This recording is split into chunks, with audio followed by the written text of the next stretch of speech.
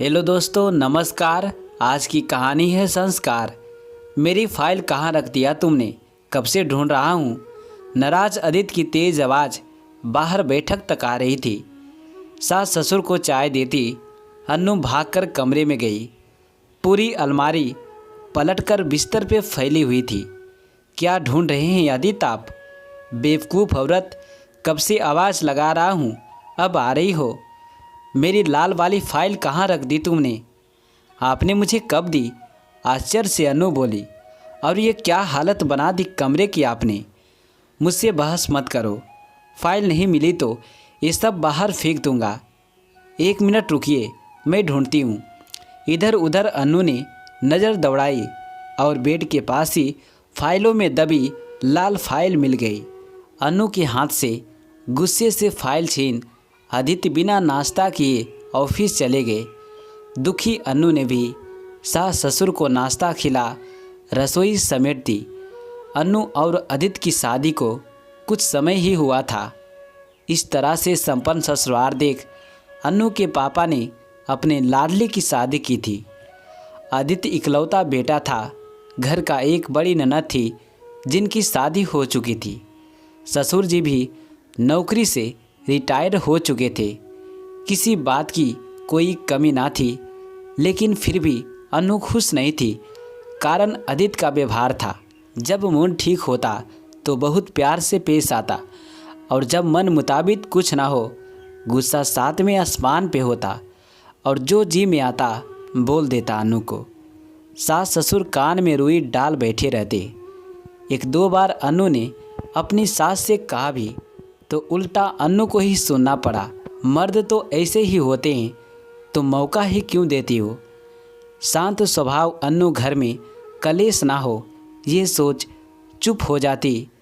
बिस्तर पे लेटी सुबह की घटना के बारे में सोच ही रही थी कि फ़ोन की घंटी बजी।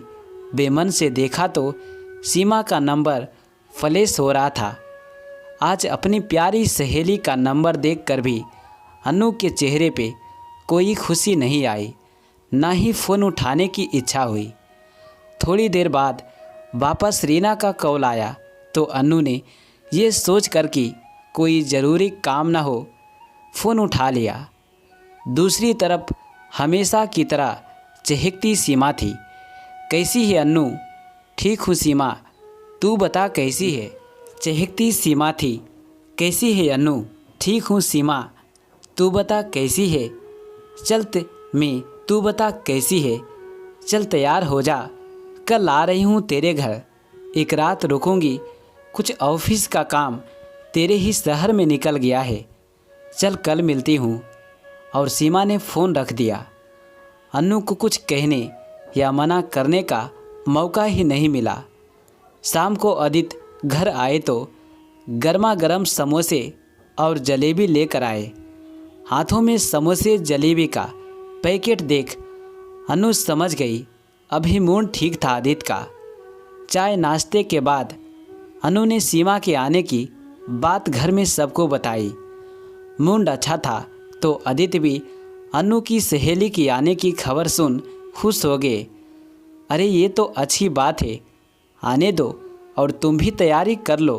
आखिर पहली बार कोई आ रहा है तुम्हारे मायके से। आदित्य की बात सुन अनु को थोड़ी तसल्ली हुई और खुशी खुशी अपनी सहेली के आने का इंतज़ार करने लगी। अगले दिन सीमा आ गई। चुलबुली और बातूनी सीमा ने पल भर में ही अनु के सास ससुर के घुल मिल गई। जब आदित्य आए तो वो भी बहुत सलीके से मिले सीमा से। अनु भी खुश थी। रात को खाने की सारी तैयारी अनु ने कर ली।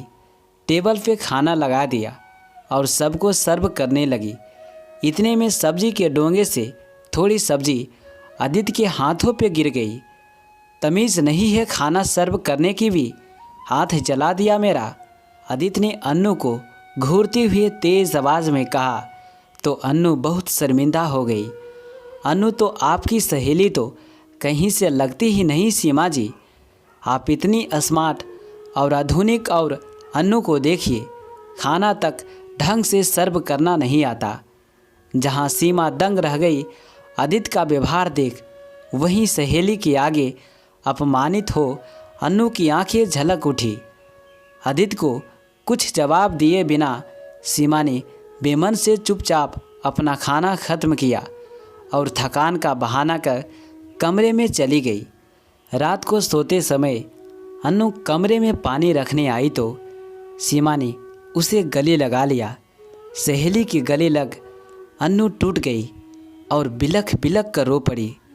तो क्यों इतना बर्दाश्त कर रही है अन्नू?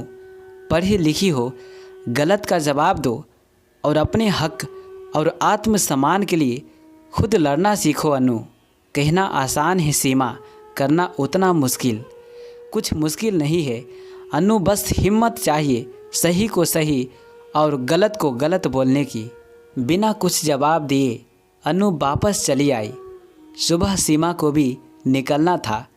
नाश्ते के टेबल पे सब बैठे थे और अकेली अन्नू आलू के पराठे बनाने में व्यस्त थी।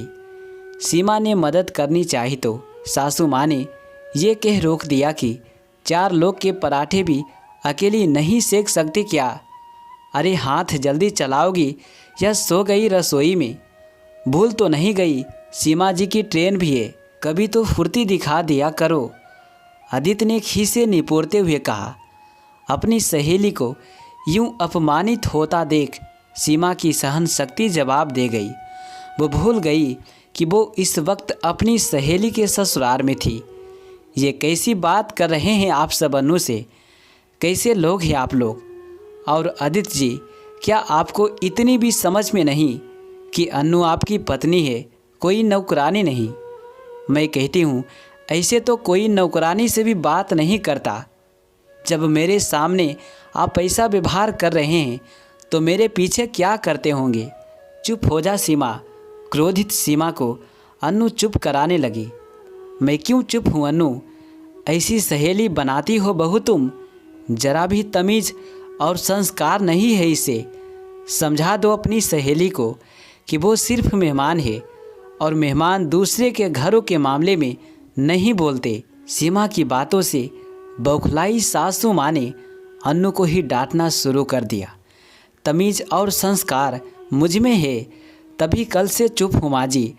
अगर तमीज़ ही सिखानी है तो अपने बेटे को सिखाइए, आप मुझे नहीं, जिसे इतनी भी समझ में नहीं कि अपनी पत्नी से कैसे व्यवहार किया जाता है। और आप सब सुन ले, खासकर आदित्य जी, आप, अन्नू आपकी पत्नी है, उसे उसके हिस्से का मान सम्मान तो आपको देना ही होगा, वरना मैं एक समाज सेविका हूँ और घरेलू हिंसा से पीड़ित महिलाओं के लिए ही काम करती हूँ।